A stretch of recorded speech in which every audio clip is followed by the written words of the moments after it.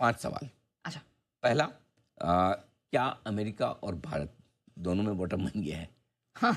देखो, बॉटम हमारा जानना जरूरी है, लेकिन अमेरिका का ना बने तब तक हमारे भी खतरा रहता है। और आज हमने दोनों की कोशिश की है। ओके। नंबर 1। नंबर 2, बड़े गैप से खुलेंगे 400 पॉइंट ऊपर, फिर क्या करें? खरीदें या बेचें? करेक्ट। बड़ी चीज है। ठीक है।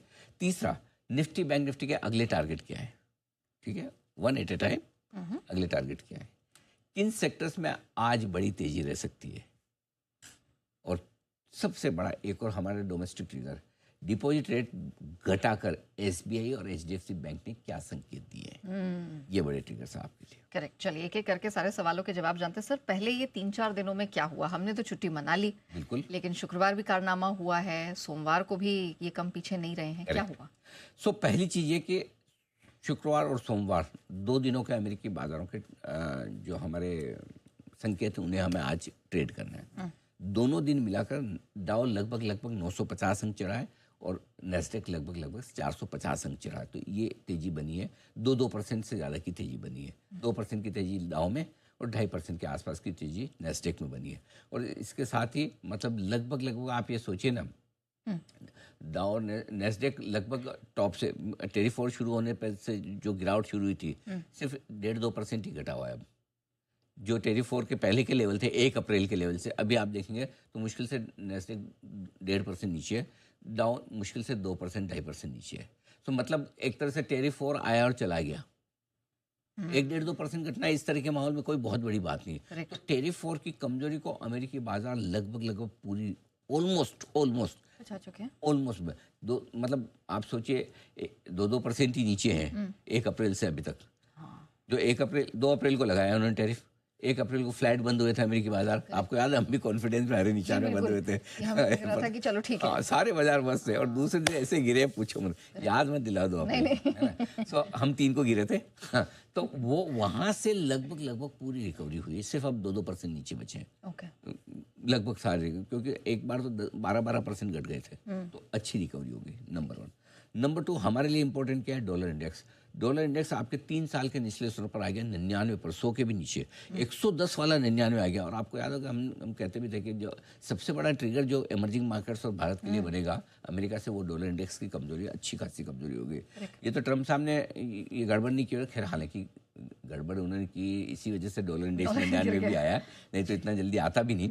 लेकिन जो भी है, वीकेंड पर एक जो बड़ा डेवलपमेंट हुआ ट्रम्प की तरफ से, और वो ये कि उन्होंने कहा कि भाई चिप्स हुए, सेमीकंडक्टर्स, स्मार्टफोन्स, ये इन सब पर हम टैरिफ नहीं लगा, इलेक्ट्रॉनिक्स आइटम, इस पर अभी हम टैरिफ नहीं लगा रहे हैं। इसको हटा दिया। किन से खरीदते हैं? कुछ हमसे ज़्यादा चाइना से। ठीक है, ये उन्होंने टैरिफ हटाया। गोल्ड $3,263 का हाई बनाया, उसके बाद लगभग $30 फिसला, कोई खास बात नहीं। गोल्ड अभी भी तेजी में। कच्चा तेल तेजी में $65 के आसपास, अगर इसको आप तेजी मानते तो $2-3 की रेंज ऊपर नीचे चलता रहता है, बट 60-65 की रेंज में चल रहा है। और सबसे बड़ी चीज़ ये कि एक इंटरेस्टिंग चीज़ जो है वहाँ पे लोकल मीडिया अमेरिका का है, गार्जियन वगैरह, सब लोग बड़े जम के आरोप लगा रहे हैं ट्रम्प पर, और हो सकता है उनकी टेस्टिमनी भी हो कि भाई आपने इनसाइडर ट्रेडिंग की है, या इनसाइडर ट्रेडिंग को बढ़ावा दिया। उन्होंने लिखा था ना, वो ग्रेट टाइम टू बाय। हाँ, और एसईसी ने it was a great time to buy. हाँ, और काफ़ी लोग ये मान भी रहे कि इस वाले पूरे फॉल में ये जो कुछ हुआ है ना, ट्रम्प ने मोटा पैसा बनाया। मतलब ट्रम्प में, मतलब इनडायरेक्टली ट्रम्प के दोस्त लोगों ने, एसोसिएट्स जो भी हैं, कुछ तो ऑफिशियली भी बनाए हैं बड़ा पैसा, जिन्होंने बॉन्ड्स वॉन्ड्स नीचे के भाव में बहुत अच्छे खरीदे हैं ये सब। तो ये अब इनसाइडर ट्रेडिंग के आरोप उन पर लग रहे हैं। देखो क्या होता है, मजे। लेकिन कुल मिला के ये है कि दिक्कत तो है। तो ये कुछ सारा कुछ हुआ। अब जो बड़ी चीज़ है हमारे लिए कि अमेरिका में जो तेजी बन रही है उससे हमें कितना फ़ायदा है। ठीक है, तो पहली चीज़ ये कि ट्रम्प ने जो इलेक्ट्रॉनिक्स पे यू टर्न लिया है, ये बहुत इंपॉर्टेंट है। क्यों इंपॉर्टेंट है?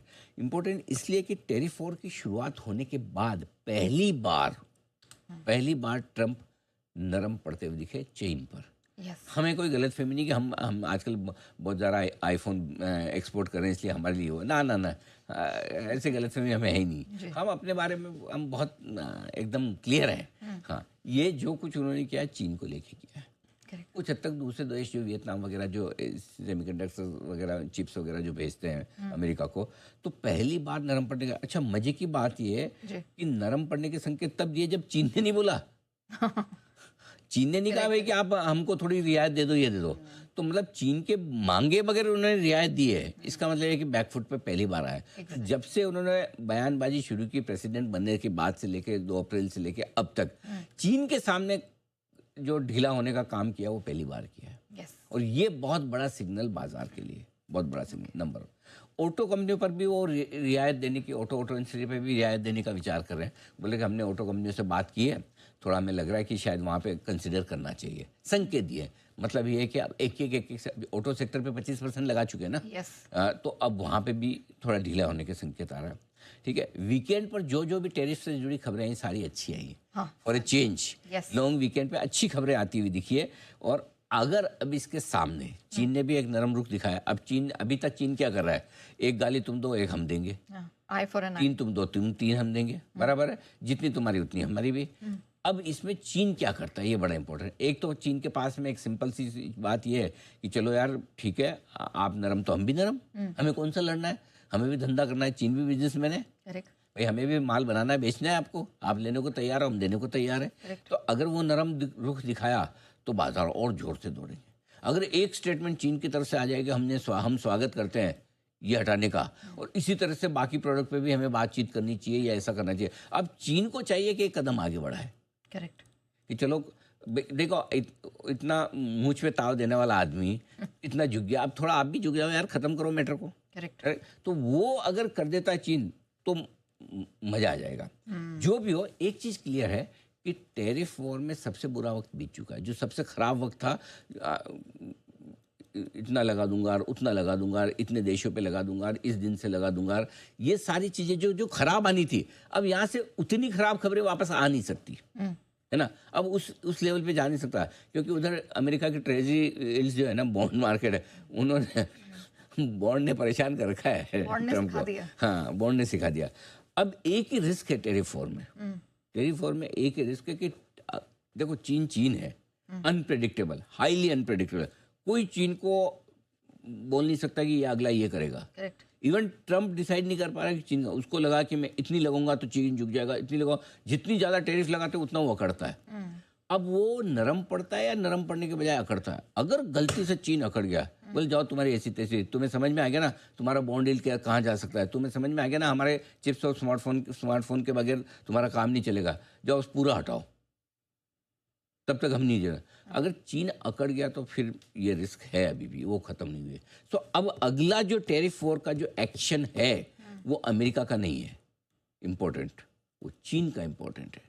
चीन कैसे इस पे रेस्पॉन्ड करता है वो बहुत इंपॉर्टेंट है। ठीक है, तो अगर चीन ने पॉजिटिव रेस्पॉन्ड किया, मस्त, मजा आ जाएगा एकदम, जो दौड़ेंगे मार्केट पूछो मत। और अगर चीन ने जो अकड़ दिखाई, अब है ना, अब मार्केट है ना ट्रम्प से नहीं गिरेंगे या कम गिरेंगे, अब चीन से ज्यादा गिरेंगे, गिरना होगा तो अब स्पॉटलाइट चीन की तरफ चली। हाँ, अब हमें ज्यादा नजर चीन पे रखनी कि ये क्या हो सकता है। चीन देखो, मैं फिर कह रहा हूँ, बिजनेसमैन है, धंधा करना है, प्रोडक्शन करना है, माल बेचना है। अगर समझदारी से काम ले, खत्म करो ना मैटर को, करेक्ट, काम पे लगे वो, क्योंकि ऐसा कोई उनकी इकोनॉमी ग्रेट तो कर नहीं रही, करेक्ट, तो उन्हें भी अच्छे रहे। तो ये मामला है। तो अब अगला अपने को फोकस चीन पे करना है। ठीक है, डन। चलिए, चीन पर तो हम फोकस करेंगे, वहां से बड़ा रिस्क बन सकता है अगर वो कुछ नेगेटिव कहते हैं।